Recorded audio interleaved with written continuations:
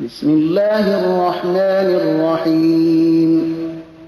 به نام خداوند بی اندازه مهربان نهایت بارش. ام تريدون ان تسألوا رسولكم كما سئل موسى من قبل ومن يتبدل الكفر بالإيمان فقد ضل سواء السبيل. آیا می خواهید از پیامبر خود همان گونه سوال کنید که از موسی قبلا سوال شده بود؟ و هر کسی که ایمان را به کفر بدل نماید بدون شک راه راست را گم کرده است.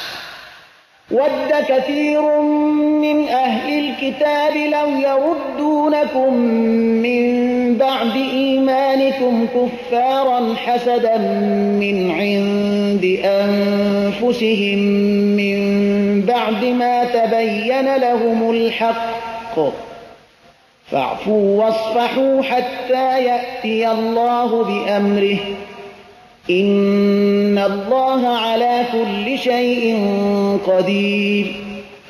بسا از اهل کتاب آرزو می کنند اگر شما را بعد از ایمان آوردن شما به کفر برگردانند و این از حسدی است که بعد از روشن شدن حق به ایشان از نفسهایشان نشأت کرده است.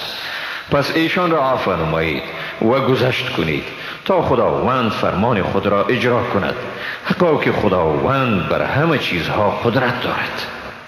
و اقیموا الصلاة و آتوا الزکاة وما تقدموا لأنفسكم من خیر تجدوه عند الله إن الله بما تعملون بصیر. و نماز را به تمام و کمال برپا دارید و به ادای زکات بپردازید. هر نیکویی را که شما به خویشتن از پیش بفرستید مزد آن را نزد خداوند باز میابید، به تحقیق که خداوند به آنچه میکنید بیناست. وقالوا لن يدخل الجنة إلا من كان هودا أو نصارى تلك أمانيهم قل هاتوا برهانكم إن كنتم صادقین. و گفتند هیچ کسی تا یهود و نصارا نباشد به بهشت راه نمی‌یابد. این آرزوهای باطلشان است.